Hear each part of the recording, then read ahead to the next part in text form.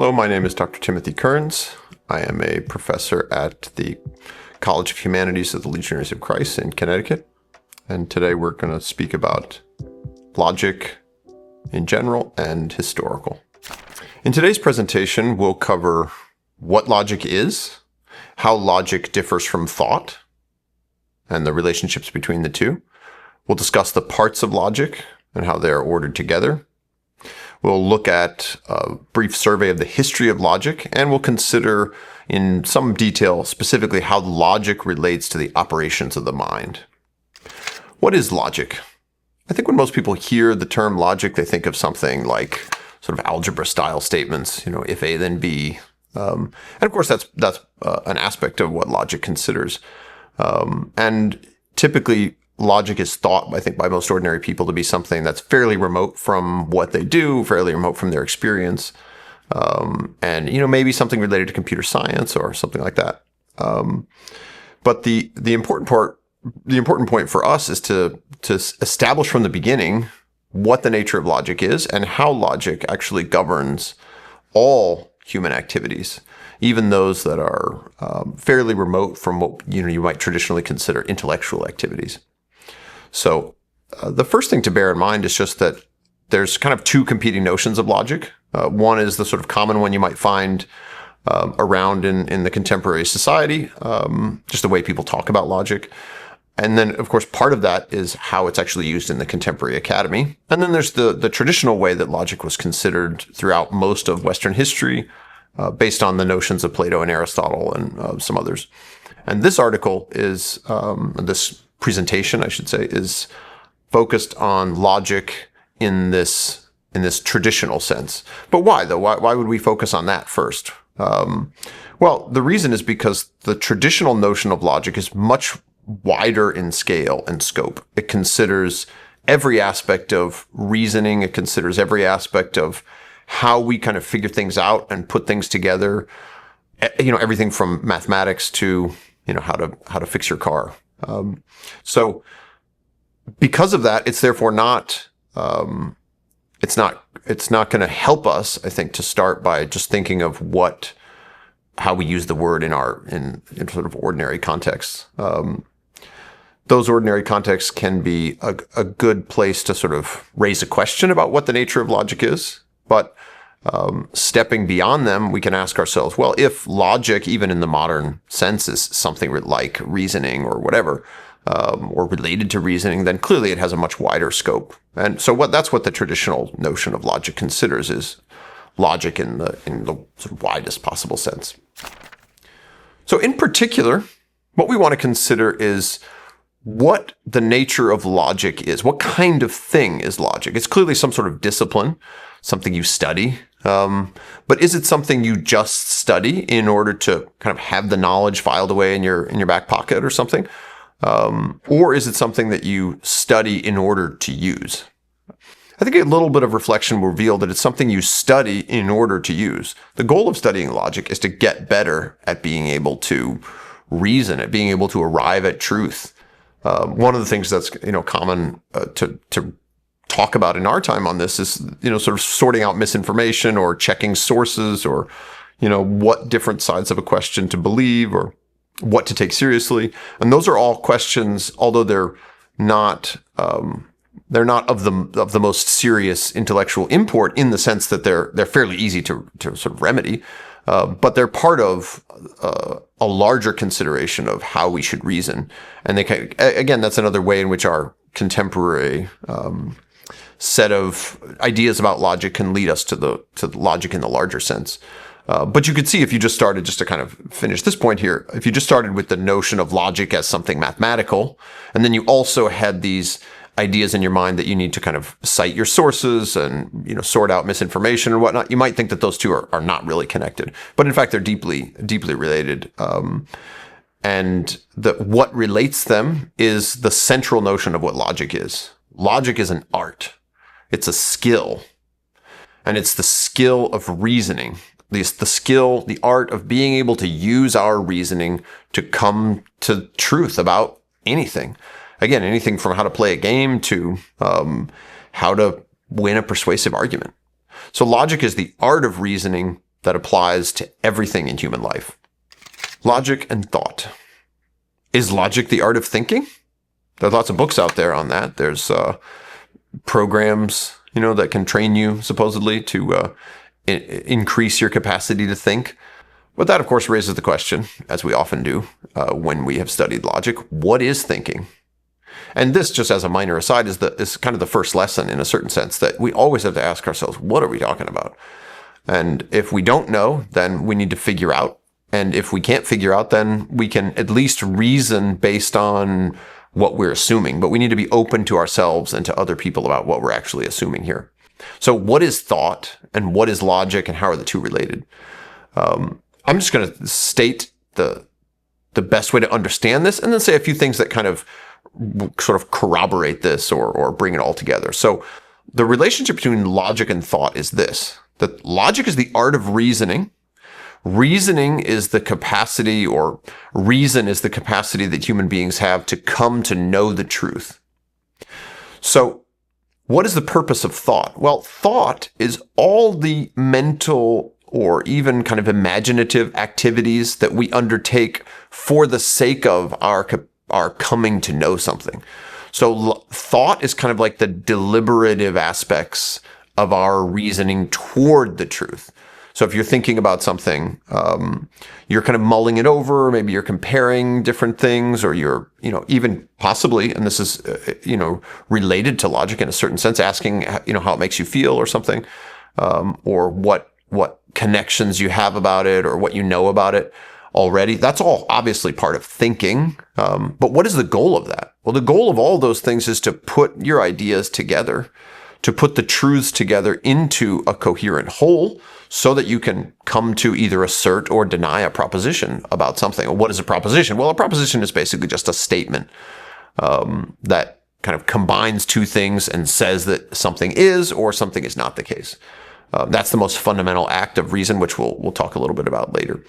But the important point for us here is just that how do we come to those judgments? Well, we come to those judgments by thinking, and thinking is ordered to, we would say in kind of scholastic terms, or directed toward a certain goal. And what is the goal of thinking? The goal of thinking on this understanding is knowing. That's why we think, in order to be able to know. And logic is, in a certain sense, the art of coming to know something. And thinking is a part of that, but that's not the goal of logic. The goal of logic is not just to be able to kind of mull things over and say, well, yeah, I don't know about that. And you can even ask yourself, sometimes we think of people who are very critical of different things. You propose something to someone and they immediately say, well, they give you some argument why it can't be true or whatever. And sometimes people are good at that. They're good at being critical of everything. They're good, in a sense, at thinking, but they're not good at reasoning. They're not good at coming to know things. And that, I think, helps us to see what the difference really is. And if you think of, or if you conceive of logic as the art of thinking, then you're going to focus on the capacity of the human being to deliberate, but not on the capacity of the human being to come to an end, to come to a terminus in actually knowing something.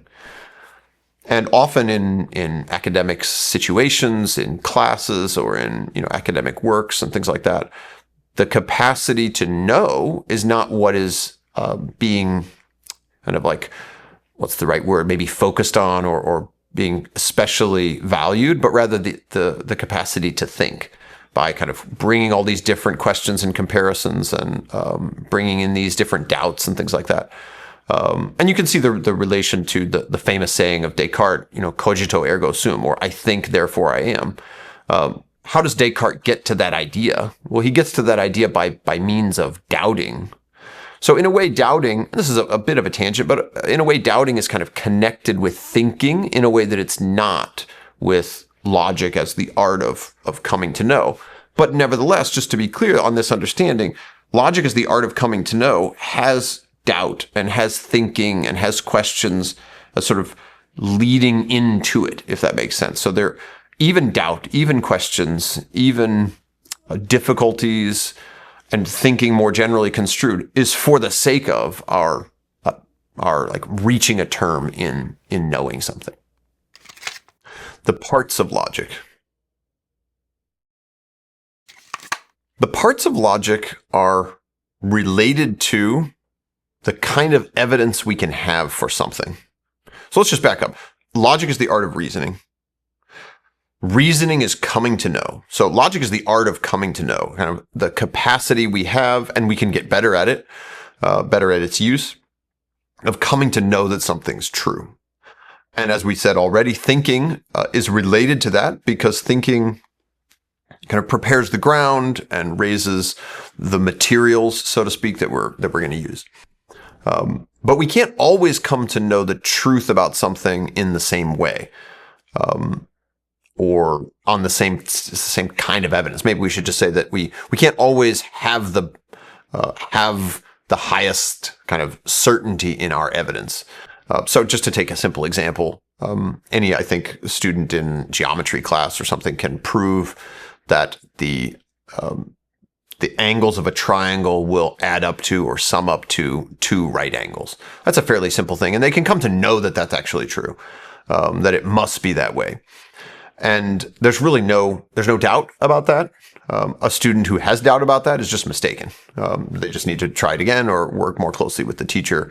The question, however, of something like in politics, what were the causes of the Great Depression? Or in something like an ordinary person's life, why did someone else do something? Or, what caused a disease? Or, those sorts of things.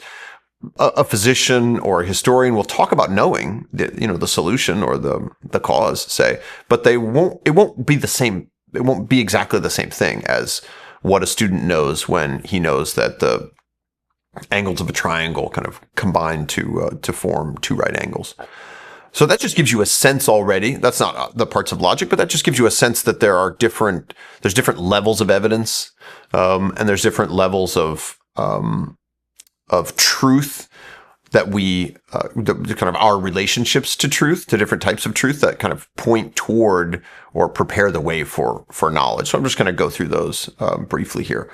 The defining sort, the thing that defines what logic is of course coming to know something at the highest possible level and in the strongest sense. And that in traditional logic is called demonstration. When you have a demonstration of something, then you know that it is true, that it must be true.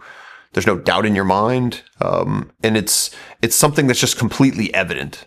And you might wonder, well, how would I know that? How would I know that something is like that? Well, part of it is just you kind of psychologically, it's a sense that it's just kind of evident to you, And we've all had those experiences from other contexts, and so it's very difficult to come up with one demonstration that everyone will immediately see. The angles of a triangle summing up, I think, is a good example, but sometimes the mathematical examples can feel a little bit too remote from ordinary life.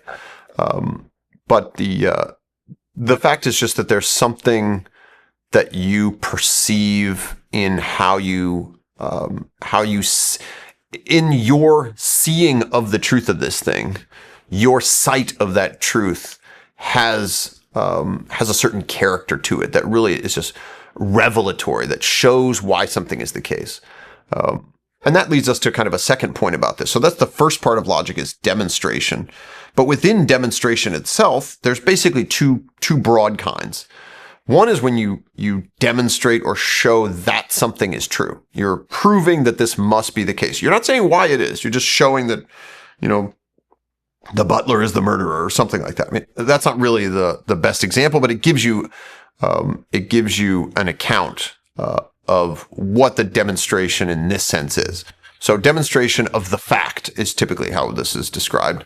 A demonstration of the fact would be something like, just to take a famous one from the tradition, demonstrating that the earth is a sphere.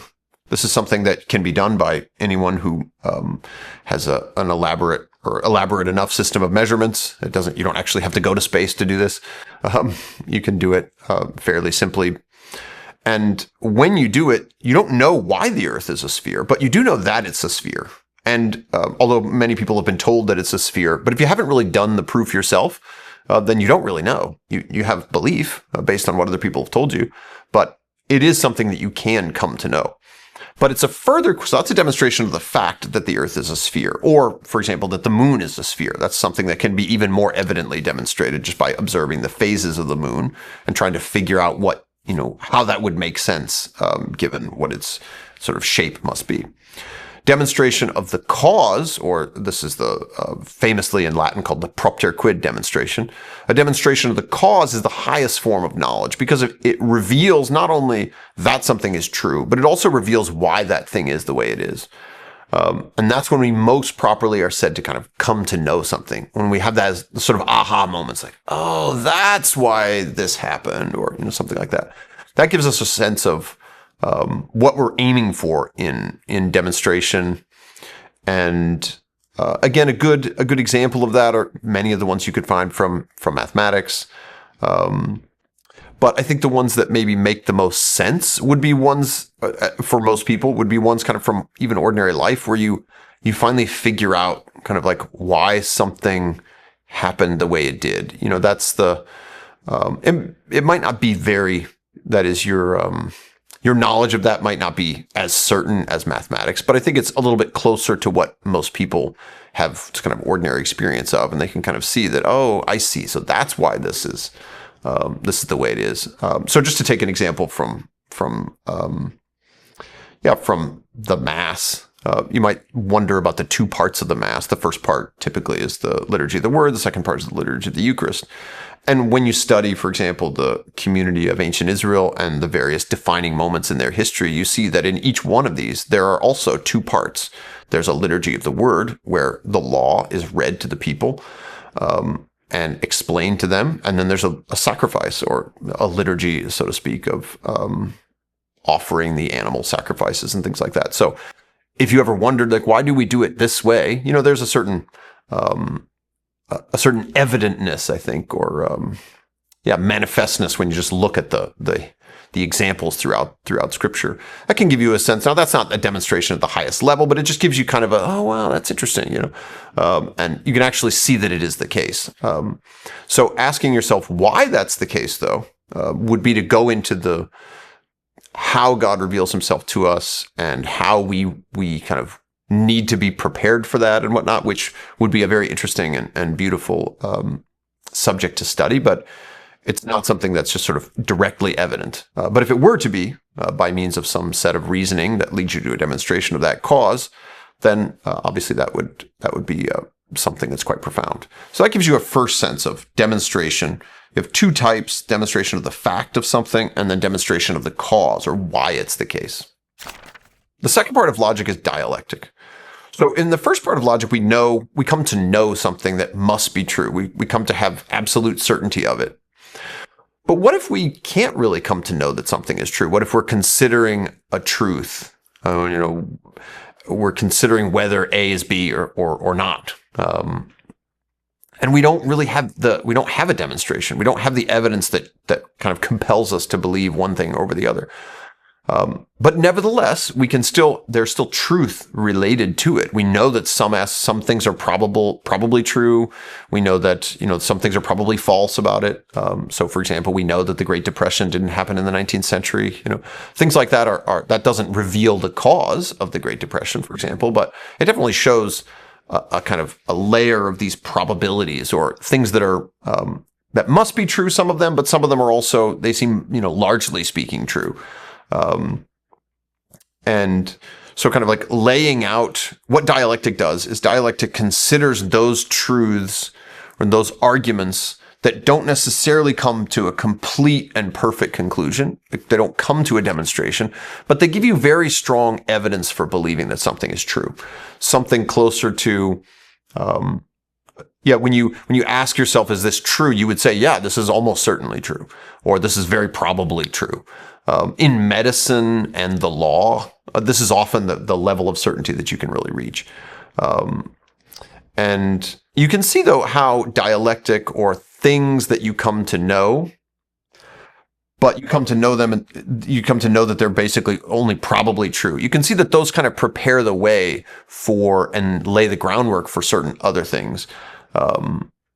that will ultimately lead you to a demonstration. So it's not the case that the dialectic has no connection with demonstration, but rather the dialectic is kind of where you're at when you're still not sure about something and you're working through all the arguments. If you just think of yourself as you're studying some question, in mathematics or whatever else, and you don't really know yet, you haven't resolved it, but it is a question where you could come to know the answer. So for example, there's a method in say algebra or something, where you're supposed to multiply certain things, but in a certain way, and maybe you always ask yourself, why is that? Why do I have to, do it this way? Well, there's a clear answer to that question. But if you don't, as a child, maybe you were taught just sort of basic algebra, and so you didn't know why, right? But the more you kind of reflect on whatever this method is, you can come to know why it really is. But before you've gotten to really knowing why it is, and you're just considering, oh, well, maybe it's because of this, or, well, that doesn't make sense because of, that sort of is you laying out the ground for seeing how kind of everything relates together so that you can sort of move on to a demonstration. Now, of course, it's not the case in every type of consideration. You can't always have this sort of high-level mathematical demonstration. Sometimes all you can get is something that's more sort of probable. And I think that's the area of dialectic, and that's what dialectic primarily studies, is how we can work through these probable terms.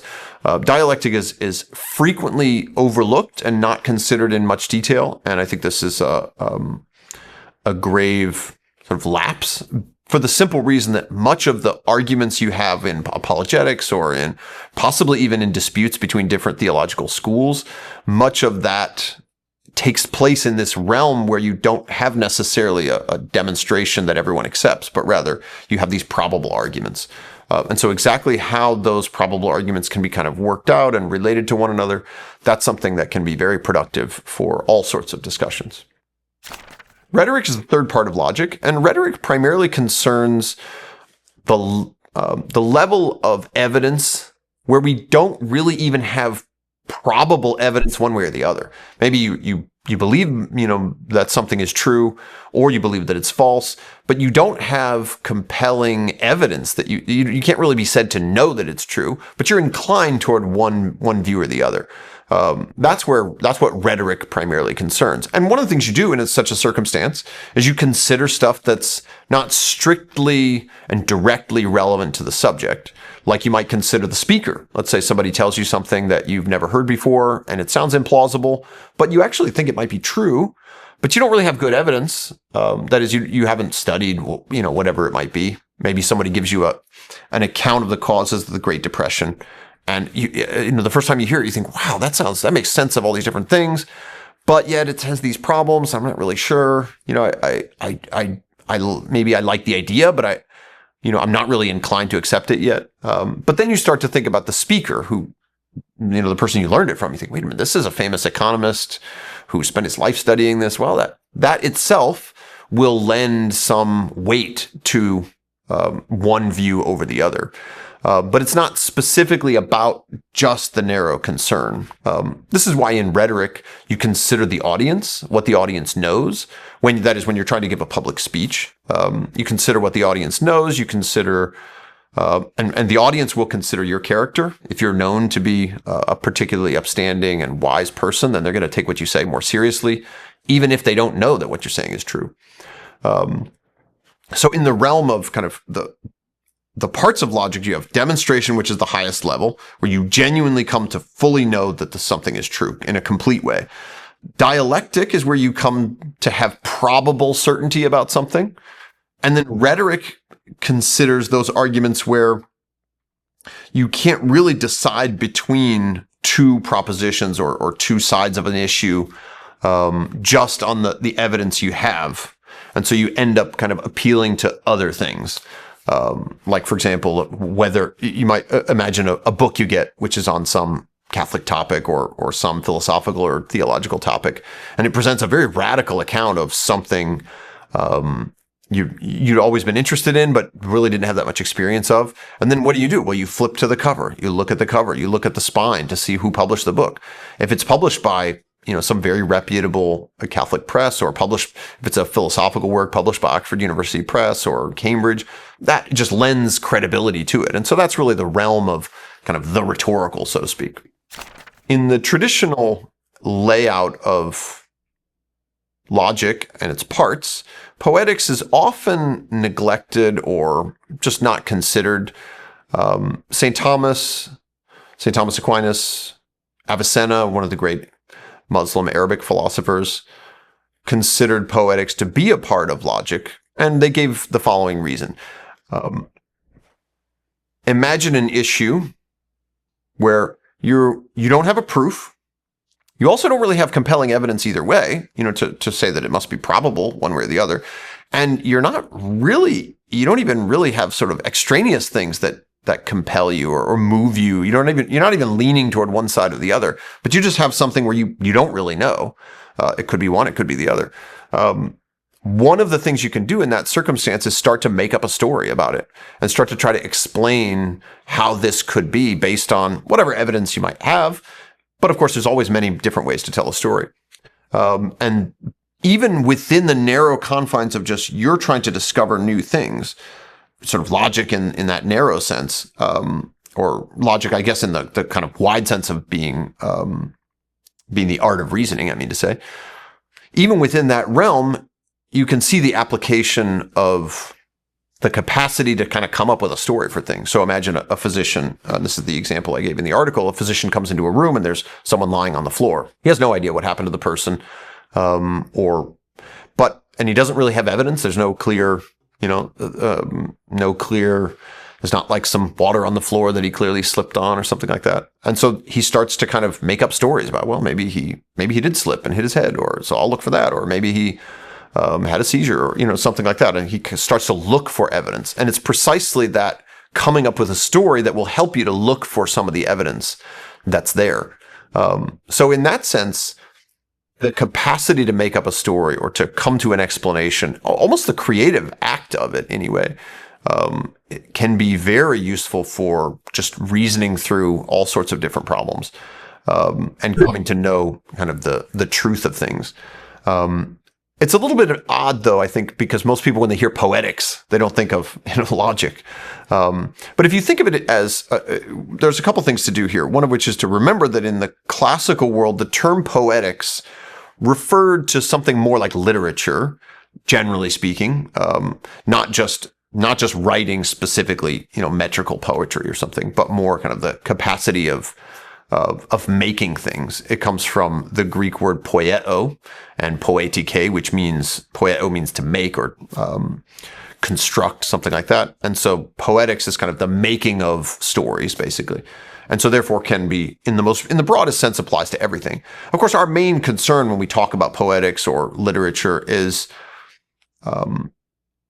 those stories that kind of have meaning for human life. If you come up with an explanation of why someone had a particular medical problem, I think very few people would use the term poetics or literature to describe that unless it was of some larger meaning. If it showed the frailty of the human condition or something like that, maybe you'd use the term literature. But how we're using the terms here is just to be as formally precise as we can. And in the ordering of these different parts, we have demonstration, which is actual sort of not complete knowledge. We have dialectic, which is the consideration of truths that are probable. Rhetoric considers those truths where we're inclined to one side or the other, but we don't really have compelling evidence. And then poetics is where we're considering something and we don't really know why it's the case. And so we're using a story to kind of investigate it. That's sort of the first part of poetics. But the second part is using a story to help someone else come to understand something. Maybe they can't follow arguments, or maybe, their guard is up for some reason, or they're just young, like a child. Frequently, the best way to teach a child is not to explain all the principles, but to give them a story. So, but the goal of that story, the teaching of the child, or telling someone an example from apologetics or something like that, is the same goal as using a story to explain something in another way. They're both aimed at truth, is what I mean to say. So that lays out for us the main parts of logic. The final part of logic is fallacies. Fallacies are errors in reasoning. There's a number of different ways to make an error, one of which to assume something is true when it's not, and another is to actually be thinking through something and to make a mistake in what you're thinking. And that's primarily what we refer to when we consider fallacies. There's a lot to say about fallacies, but in some respects, we don't need to say much since there's many different fallacies that you could make. Just to take one example, if you say something like, this person holds this view, this person is arguing for this person, or this person is arguing for this claim, and they're usually right, therefore they must be right. That's a fallacious form of reasoning. You're not really getting to the truth there. It doesn't necessarily mean there's no truth in what that person is saying. It just means that to establish the truth of the claim, you really need something more substantial than that. And you're not going to be able to get there just based on that. The history of logic. I want to begin with a brief overview and then say something about each major period. So the brief overview is this. Logic is the art of reasoning. Our primary concern here is with Western logic, although in the article I consider some other aspects of logic as it exists kind of throughout human traditions. But if logic is the art of reasoning, then we can ask ourselves, where does reasoning begin? And historically, it turns out reasoning begins at the same place that we're going to later see in the section on the operations of the mind, at the same place that we all begin, which is with concepts, with terms, with definitions. The very earliest accounts of what people were inquiring into, they were using words, they were using terms to try to come up with ways of explaining things based on their definitions. And this is even evidenced in places like ancient Egypt and the ancient Near East. For them, to use the word was to capture the essence of something somehow. They weren't as concerned with definitions in the very strict sense, but in their mind, the idea of being able to state what something is was a very powerful and important and beautiful thing to do. They weren't as concerned yet and didn't really know to be concerned with putting things together into chains of reasoning or arguments or demonstrations. That leads us to the second period, which is ancient Greek logic. And there, what we find is concepts that are being formally recognized as such, kind of definitions. The theory of definitions is developed, and arguments are laid out, and a specific set of disciplines is developed, particularly by Aristotle and to a lesser degree by Plato, and then also by their successors in a slightly different tradition, the Stoics, where they kind of lay out exactly the different patterns of reasoning and how to undertake them and how to use them for different methods. And then in the third stage of logic, that particular approach really explodes in the Middle Ages and goes in all sorts of different directions. And there are very extensive treatments of every aspect of logic at that time. And in the fourth stage of logic, there's kind of a reaction against this. As you can imagine, with something that's very technical and very sort of difficult to master, it can therefore be technical and difficult to master for students coming in, and they kind of get intimidated, or maybe, second-rate teachers aren't able to kind of communicate the beauty of this whole system to them. And so people start to kind of rebel against it to a certain degree and focus more on things like mathematics or more on things like rhetoric, specifically in the humanities and whatnot. And that's really what we see in the kind of like the third main or fourth main period here of the development of logic is the core set of ideas that focus on definitions and chains of reasoning. It doesn't go away, but it ceases to be as emphasized. And in this period, really the Renaissance and the scientific revolution, what is emphasized are arguments that focus on and use mathematics and rhetoric, kind of like public speaking, oratory, people like Cicero, and trying to like actually make a beautiful speech or a beautiful set of arguments rather than just something that's really tightly logical. And then those two traditions, that is the emphasis on mathematics and rhetoric, mostly the emphasis on rhetoric by the time of our previous century or so. Mostly by that time, the emphasis on rhetoric has largely died out, and what remains are the principal focus of modern philosophy on mathematical demonstrations, mathematical logic, and then also kind of in the background, there still remains much use of the traditional account of logic as the art of reasoning, but it doesn't, even though it's used in many disciplines and even taught in many places, it doesn't occupy the same kind of elevated position as mathematical logic does, basically down to our time. So we might ask ourselves, after this brief survey of the history of logic, why it took the form that it did. The simplest way to understand this is to ask ourselves, what do we begin with when we're beginning an inquiry? Well, we begin with what our terms are, what our definitions are.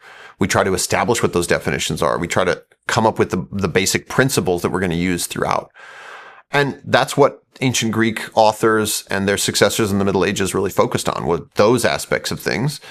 And then once you have your definitions and your principles, then you can begin to kind of work through them and see the way terms relate to one another, but still at a fairly high level. And that is what we find in the medieval kind of scholastic period. But what happens when you're very adept at that, but at the same time, you begin to receive a lot more information, a lot more data, a lot more experiences, more texts, more languages, more interactions with other cultures, more detailed evidence about how the universe works by means of telescopes and other sorts of things. How are you supposed to respond to that? Well, one way to respond to that is by not focusing again on primarily definitions and chains of arguments, which you don't know. The definitions of, how to really conceive of what a star is, for example. At an earlier stage with the Aristotelian synthesis, there was a fairly clear account. But now that's in question. So it's not possible to rely on the same principles and definitions in exactly the same way. Well, what can you do, though? You can use tools like mathematics and natural history and things like that to investigate them. And so during the period of, say, 1500 to 1900 or so, just in a simple way, it actually makes sense from the perspective of the traditional logician or traditional logic, why people during that period focused on not just on the narrow kind of use of demonstrations, but rather on mathematical arguments and, working through parallels from natural history and things like that. And the reason is because what they're trying to do in this period is bring into consideration a bunch of things that they don't necessarily know the definitions of, or don't know how all of those things relate to one another. And I think what we find ourselves in now is at a time where much of that work has been done for the past, 400 or 500 years, on kind of bringing in to our own conceptions of things and modeling with mathematics and describing in detail all these new phenomena that began to be discovered in those periods and from 1500 on, and trying to describe what they are. And now we're entering a phase where actually determining what the definitions are is more possible for us. So I think this is why mathematical logic and mathematical arguments occupy the most important sort of place in the history of logic during this period, the kind of modern period in the big sense. So that just gives us a sense of where this history of logic is coming from. Logic and the operations of the mind. Logic studies how we come to know things. Logic is the art of reasoning. So the first question, after we've established that and seen kind of what the history is, the first question is, well, what are the primary acts? What are the things that logic does? Or what are the things that we do when we're using logic? And since logic is the art of reasoning, logic is different from the capacity to reason. The capacity to reason is something that human beings have, and logic is kind of like the skill at using it. So what's the first thing that we come to know? Well, the first thing that we can come to know is what something is. And we looked at this briefly, and I adverted to this in earlier sections of the presentation. We can come to know the concept of something, or its definition, its essence. And that's what the first act of the mind is. It's really being able to say, oh, this is what it really means for something to be this type of thing. This is what it really means to be a human, or this is what it really means to be a material object, or something like that. Coming to that definition, and you can almost already see what role that plays, because without a certain knowledge of what something is, or a presumed knowledge at least, then you can't combine things into sentences. You can't say, well, this is that, or this concept or this idea relates to this other one, because you don't have a clear enough sense of what they are. But there's a hidden principle in here, so I'll spend a slightly more time on the first operation of the intellect, which is this kind of abstracting from things what their essence really is. And the reason is just that we need to attend a little bit to how the mind actually works and how the mind uses language. So we abstract from our experience what something is, and then the word that we use in our mind is actually sort of the concept of that thing, and the concept that we have of the thing refers to the thing itself out in the world, whatever it happens to be. And then the spoken word that we use, let's say the word chair, the word chair refers ultimately to things out in the world, which are chairs, but in the kind of the proximate sense, the word chair used by a given individual refers to, or kind of refers maybe through his idea of what a chair is. So this helps us to see kind of the triadic structure, or the threefold structure, the word, the actual sound that we use, or the graph that we write on paper, points to the things in the world, but it does it by means of the concepts in our minds. And that helps us to see sort of where these are coming from and how the three relate to one another. But one of the central theses of the classical tradition, which is one that is typically a little bit implausible to people nowadays, is that the concepts of the same thing are the same for all people. That is, my concept of a cat is the same as the concept of a cat for some, Chinese farmer who has never heard about the Catholic Church, or, for someone in, the 500 years ago. And we immediately, I think, might feel, well, that can't be true because their experience of cats was different. And that's true. Their experience of cats was different, but that is precisely the point. We can have different experiences, but nevertheless, the concepts that we form of those things are the same insofar as they're about the same thing. And you can use the analogy of a photograph here. Imagine I take a picture of some car and you also take a picture of the same car. Both of our pictures are of the same car. The pictures might be fairly different. But insofar as they are of the same car, well, then they're the same. They're the same in like what they're about. Has to be the same, because if what they're about, what those two pictures are about is not the same, well, then they're not pictures of the same thing. They're pictures of different things. So in a way, the point here is actually kind of a simple, sort of obvious one, although it's not one that's recognized right away, I think, by some people. But the contemporary linguistic traditions, especially in people like Noam Chomsky, also recognize this, that this is just how it has to be in a certain sense. So that gives us a basic idea of what the first operation of the mind is. It's the formation of a concept of something, a particular type of thing that we abstract from that thing. And then we ourselves can come up with definitions, or can determine or discover what the definition of the thing is. And then finally, our words, the actual sounds we make and things we write on paper, refer ultimately to the realities that are out in the world that we're trying to define. And then they do it by means of the concepts that we have in our minds. The second operation of the intellect is fairly straightforward to describe. It's essentially taking one concept and relating it to another concept. That's the simplest form. A is B, whatever it might be, or A is not B. And you can conceive A is B or A is not B as the same by just saying we're considering the relation of A to B. What is the relation that holds? Maybe that they're the same, or that they're different, or that one is this one, or one is not this one. There are many ways that we can express ourselves in sentences, but logic doesn't consider grammar. Logic, which would be kind of how all the different words in a sentence work together. Logic considers grammar only insofar as we're describing something where we're concerned with truth. So if I ask you a question, what time is it? Well, the phrase what and time and the verb is, those are not really concerned with truth in the sense that I'm not trying to express a truth there. I'm trying to ask something. Or if I tell, a child to, pick up the toy or something like that, that too is not concerned with truth. So logic focuses on those sentences that are concerned with truth.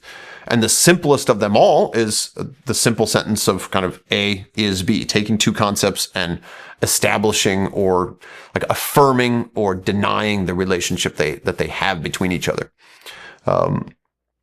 And there are lots of different relationships they can have, but what's interesting is to consider in detail that there's only a certain limited number. And that's what we outline in the article, how the different terms or how terms can relate to one another in the very simplest way. So you can see already we're shifting almost numerically here. The first operation of the intellect considers the concept as one, or considers us kind of abstracting some concept or the essence of things from those things. The second act of the intellect is assuming that we've already done the first and is combining concepts into things that are true or are not true, and that leads us to see what the third act of the intellect is. The third act of the intellect starts from not concepts per se, but from propositions. And a proposition is the relationship between two concepts, which is primarily the second act of the intellect. So the third act of the intellect tries to take two propositions that we already know to be true and see whether any other propositions follow from those two. That is, given that we have these two propositions, let's say A is B and B is C, what else do we know? What else can we know just based on those propositions? And in the simple case that I just give, A is B, B is C, we can know just based on those two propositions that A is C.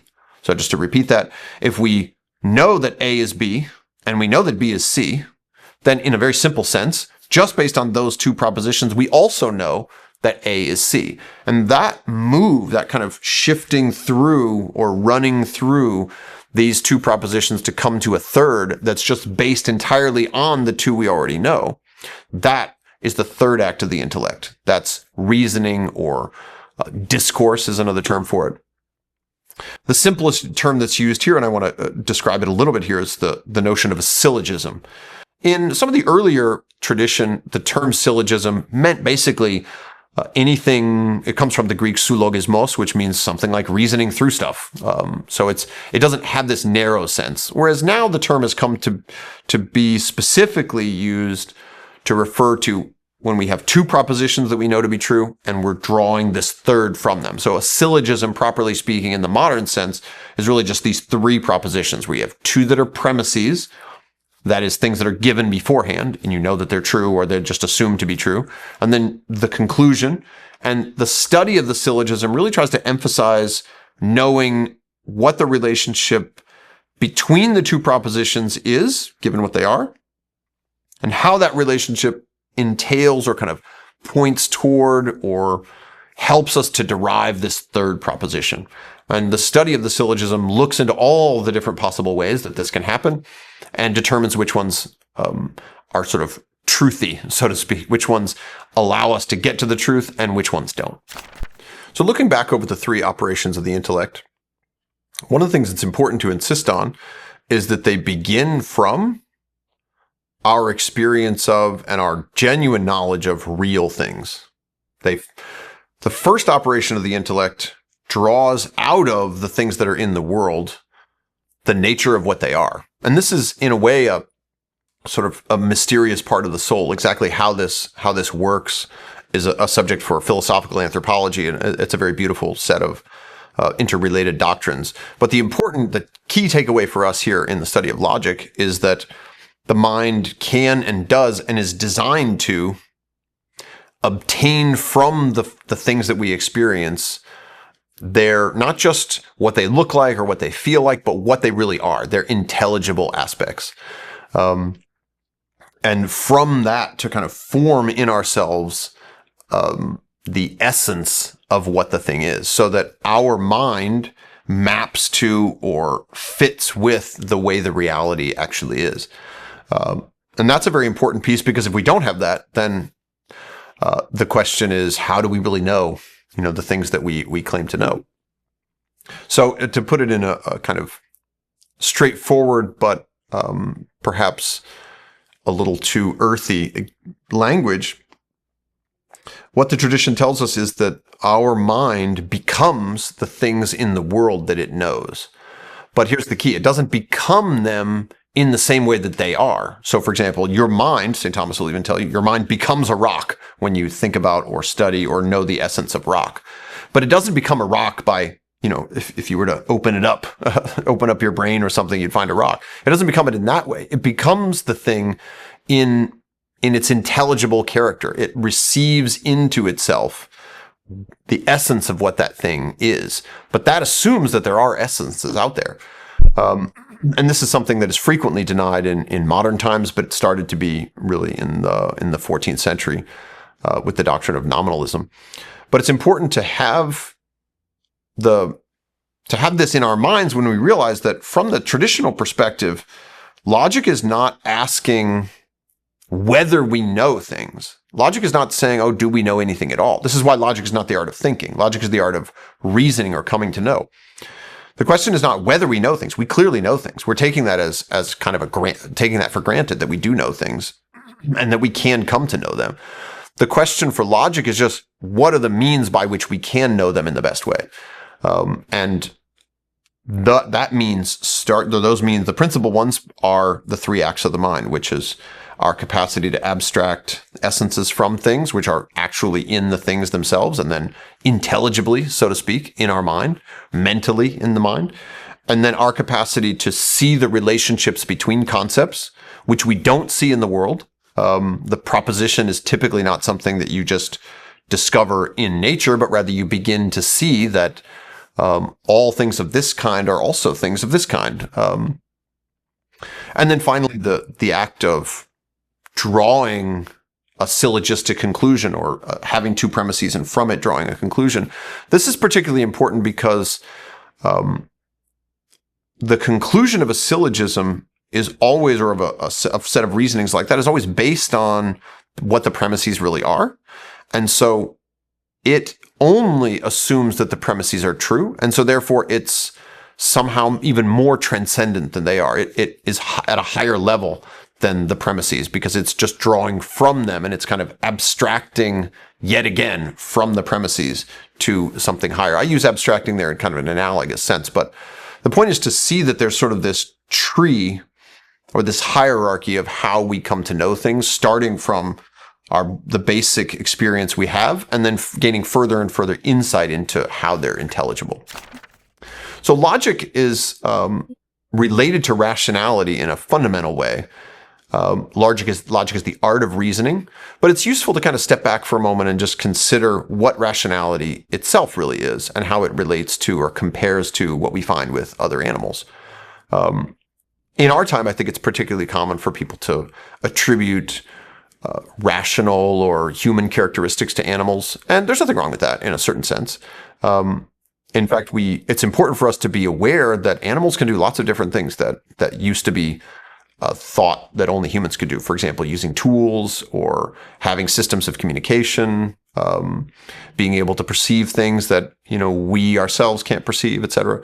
So usually we don't want to underestimate the amount that animals can do, but nevertheless, it's important for us to insist on what they can't do, which is to form a universal concept. This is the kind of the first and most important piece. They can respond to things in their environment. They can even sort of learn a little bit. You can imagine a dog kind of learning something about something else or whatever.